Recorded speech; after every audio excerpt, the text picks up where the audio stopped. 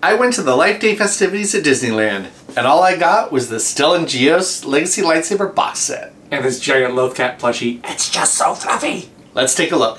First, let's talk about the box. Like all the other Legacy lightsabers, it comes in this very nice, beautiful wooden box. It's a little over 15 inches wide, about a foot tall, and about 5 inches deep.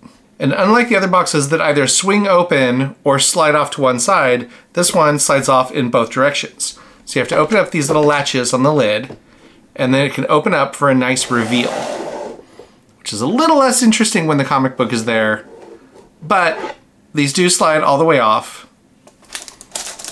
You get the comic book, which from what I understand is a book that has already been released to the general public, but you get an exclusive cover in this version, with Stellan Gios showing off that beautiful lightsaber of his.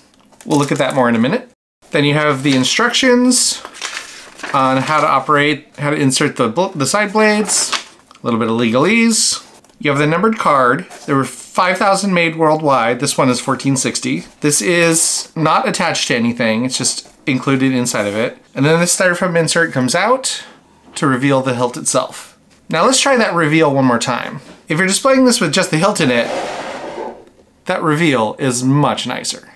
So if you expect to show this off to people, you might want to store the tray with the instructions underneath this tray. But enough about that, let's get to the hilt. Pull it out.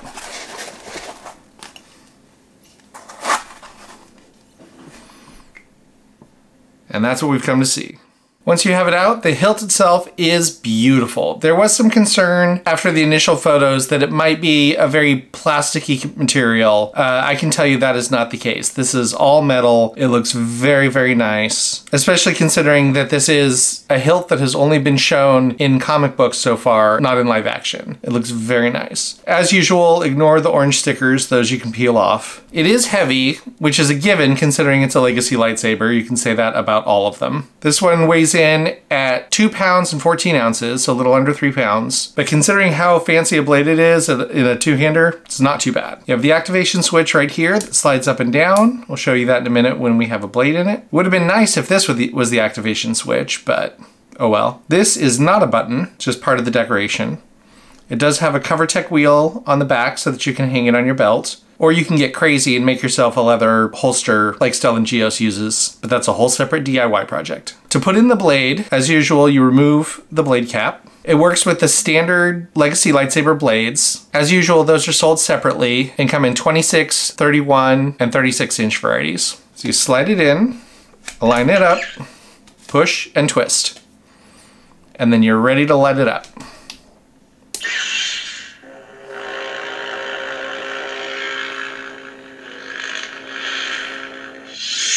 Now you'll notice that unlike the Kylo Ren, where the side blades light up first and then the blade, or it might have been the other way around, this one lights up the side blades at the exact same time as the main blade. And the main blade does light up in 4 blocks, 1, 2, 3, 4, just like they always do with the Legacy lightsabers. Still looks pretty good. It has a very deep, bassy hum. It's not very loud, but that's normally what you get with the Legacy lightsabers. It does have clash effects. Of course, the unique thing here is these arms do fold back so that you can remove the side blades. They screw out. The mechanism here is a little bit more similar to the V2 blades that we've seen in the Ahsoka and the Yoda, where they screw in, screw out with a connector on the inside and the pins in there. Once those are out, you can fold them back to the side, or you can fold them all the way up. And this, of course, is how Stellan would hold his lightsaber on his belt when it's deactivated, folded up.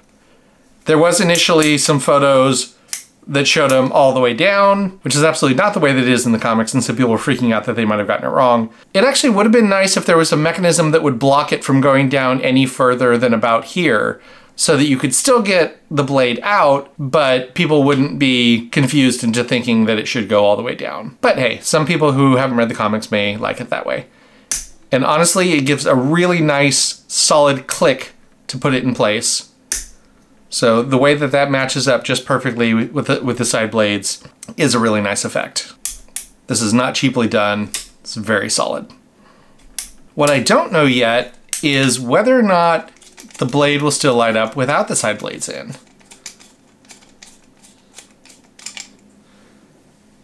While this wouldn't be accurate to how the lightsaber works in the comics, it might look cool. And we're all about the cool.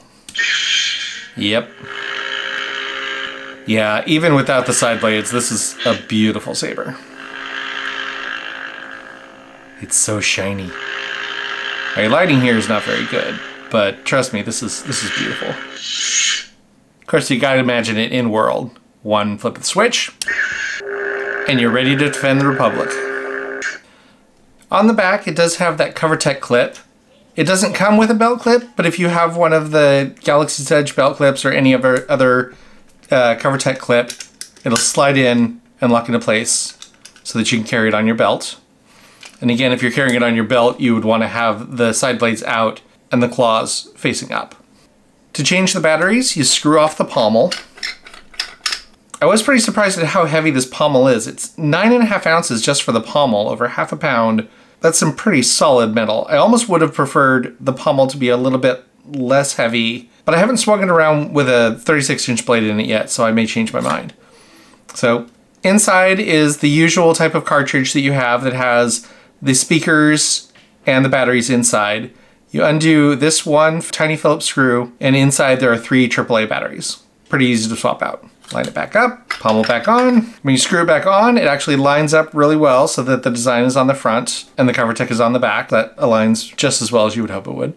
It also looks really nice hanging on the belt. Honestly, at almost 3 pounds, I expected it to be more uncomfortable and heavy here, but it's actually not that bad. Swings around just a little bit, but like any other CoverTech wheel, you can clip it off real easily. And there it is in all its glory with a 36-inch blade inside. Back up a bit to get the whole thing to fit.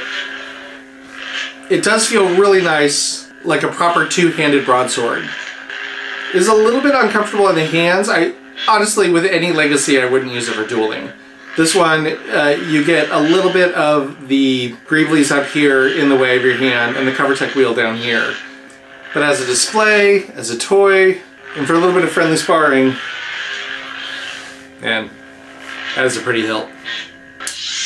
Overall, I'm pretty impressed with this hilt. I know a lot of people were hesitant about this and whether or not it would be worth the price, especially since they didn't actually announce the $325 price until the day it came out. There was some fear that it might be $400. But if you consider it similar to the Kylo Ren with much fancier side blades and the comic book and the limited edition box set, I think $325 for this is a pretty reasonable price, especially since they haven't used Stellan Gios in very many stories yet. Like the Temple Guard lightsaber, this might shoot up in popularity if Stellan comes to live action. Speaking of which, let's take a look at that comic book. The comic book comes sealed in its own little sleeve.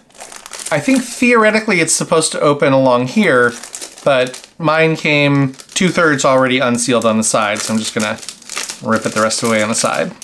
Take that out very carefully. Ooh, that is a pretty book.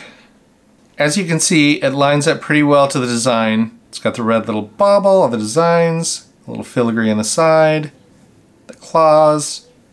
I don't think you could have done a better replica from a comic. And inside, this is actually a pretty thick comic book. I think this is about twice as thick as most comic books I'm used to. I counted it out, it has 48 pages. And there's that beautiful hilt in action. Shaking indeed. Stellan's Padawan Vernestra Row is rumored to be coming to live action. I haven't heard any rumors of Stellan coming, but you never know.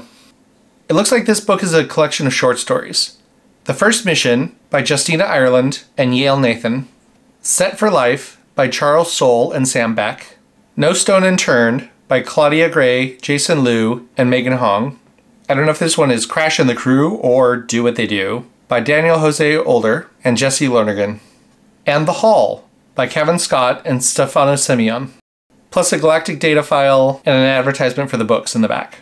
Now, I don't believe that any of these are unique to this issue other than the exclusive cover. But if I'm wrong, I'm sure a couple of you High Republic fans will correct me. If you're already a fan of Stellan Gios and the High Republic, this saber I would say is definitely worth picking up. If you're a Legacy Lightsaber completionist, you're already going to get it anyway, but I think you are going to be very happy with what you get. And if you're still on the fence, you do have a little time. This one is not selling out as quickly as some of the other Legacy Lightsaber sets have. You can still get it a week after its release in both Disneyland and Disney World on shopdisney.uk. It has sold out on Shop Disney US. Subscribe for more lightsaber reviews, more news on the lightsaber shopping site I'm building, and I'll see you in the next one. Wait, are you making a video?